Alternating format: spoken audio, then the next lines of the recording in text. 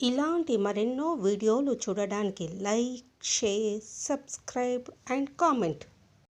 ఈరోజు ఈ వీడియోలో 2026 సంవత్సరంలో మాఘమాసంలో లలితాదేవి జయంతి ఎప్పుడు జరుపుకుంటాము? అసలు లలితాదేవి ఎవరు? ఆమె ఆవిర్భావం ఎలా జరిగింది? లలితా జయంతి నాడు చేయవలసిన ప్రత్యేక కార్యాలు ఏమిటి అనే విషయాల గురించి తెలుసుకుందాము. శ్రీ లలితాదేవి సాక్షాత్ ఆ పరాశక్తి. హిందూ ధర్మంలో ముఖ్యంగా శ్రీ విద్య మరియు శక్తేయారాధనలో అమ్మవారిని అత్యున్నత దైవంగా భావిస్తారు. అసలు లలితాదేవి ఎవరో తెలుసుకుందాం. లలితాదేవి అంటే లీలగా సృష్టిని పరిపాలించే సుందరి అని అర్థం. ఈమెను లలితా త్రిపుర సుందరి, రాజేశ్వరి, షోడశి అని కూడా పిలుస్తారు. ఈమె బ్రహ్మ, విష్ణు, మహేశ్వర్ల కన్నా శక్తివంతమైనదిగా, వారందరికీ మూలమైన శక్తిగా పురాణాలను వర్ణించాయి. ఈమె ఆవిర్భావం ఎలా జరిగిందో తెలుసుకుందాము.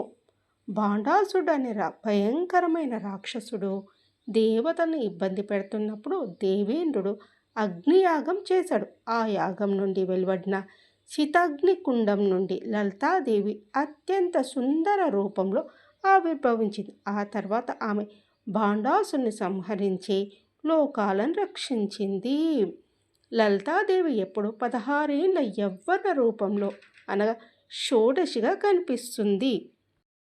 షోడశి అంటే 16 ఏళ్ళ ప్రాయం కలది అని అర్థం. ఇది నిరంతర సౌందర్యాన్ని, సంపూర్ణాన్ని మరియు సమతుల్యతను సూచిస్తుంది.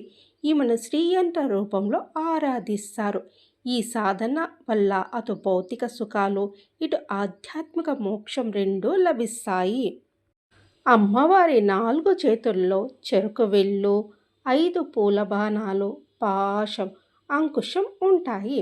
చెరుకు విల్లు ఇది మనసుకు ప్రతీక. 5 పూల బాణాలు ఇవి 5 పంచేంద్రియాలు అనగా శబ్దం, స్పర్శ, రూపం, రుచి, గంధంకు ప్రతీక. పాశం ఇది రాగద్వేషాలకు ప్రతీక. అంకుశం ఇది క్రోధాన్ని నియంత్రించడానికి ప్రతీక. లలితాదేవి శ్రీచక్రంలో నివసిస్తుంది. శ్రీచక్రంలోని అత్యంత మధ్యలో ఉన్న బిందువులో అమ్మవారు శివశక్తాత్మక రూపంలో కొలువై ఉంటుంది. ఆమె నివసించే నగరాన్ని శ్రీనగరం అని పిలుస్తారు. అమ్మవారి వైభవాన్ని వివరించే అత్యంత ప్రసిద్ధ స్తోత్రము లలితా సహస్రనామ స్తోత్రం. దీని వాగ్దేయ దేవతలు అనగా సరస్వతీదేవి అనుచరులు స్వయంగా రచించి హయగ్రీవ స్వామి ద్వారా అగస్త్య మహర్షికి అందించబడింది. ఇందులో ఉన్న ప్రతి పేరు అమ్మవారి ఒక్కో శక్తిని, రూపాన్ని వివరిస్తుంది. పురాణాల ప్రకారము భాండాసుడు అనే రాక్షసుడి పీడ నుండి దేవతలను, ముల్లోకాలను రక్షించడానికి పరమశివుని చితగ్ని గుండం నుండి లలితా త్రిపుర సుందరిదేవి ఆవిర్భవించింది. ఆ రోజు మాఘ పౌర్ణమి కావడంతో దీన్ని లలితా జయంతిగా జరుపుకుంటారు. లలితాదేవిని శ్రీ విద్యకు అధిష్టాన దేవతగా భావిస్తారు. ఈమెను ఆరాధించడం వల్ల కేవలం సంపద మాత్రమే కాకుండా మోక్షం మరియు బ్రహ్మజ్ఞానం సిద్ధిస్తాయని భక్తుల నమ్మకం. ఈమె సృష్టి, స్థితి, లయ కారణమైన 3 దేవతలు అనగా బ్రహ్మ, విష్ణు, మహేశ్వర శక్తుల స్వరూపము.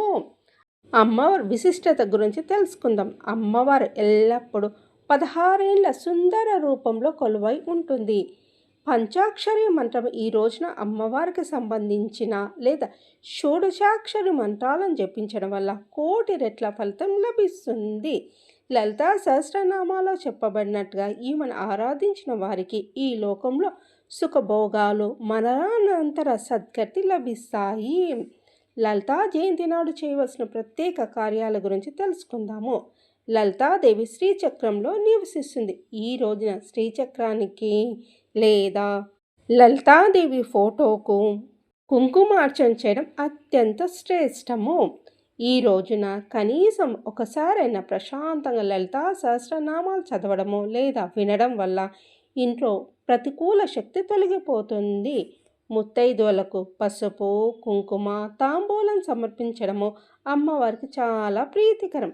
మాఘ పౌర్ణమి మరియు లలితా జయంతి సందర్భంగా అమ్మవారికి క్షీరాన్నము లేదా పాయసము నైవేద్యంగా పెట్టాలి.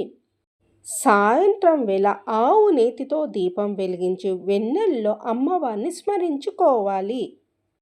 ఈరోజు లలితా సహస్రనామ పారాయణము, లలిత త్రిశక్తి పఠించడం విశేష ఫలితాలను ఇస్తుంది. రోజంతా ఉపవాసం ఉండి సాయంత్రం దేవిని దర్శించుకొని ప్రసాదం స్వీకరించాలి.